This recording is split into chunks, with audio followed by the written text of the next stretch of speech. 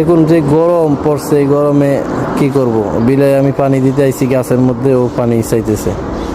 পরে ওরে পানি দিলাম, 2 কোটা পানি ভরে দিলাম, খাইতেছে।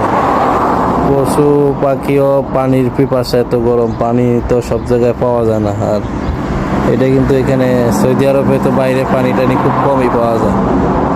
তো আমি গাছে পানি দিতে আসলাম, এই যে গাছটা ও খাইতে আইলো, এই জন্য ওর এখানে আমি পানি দিলাম।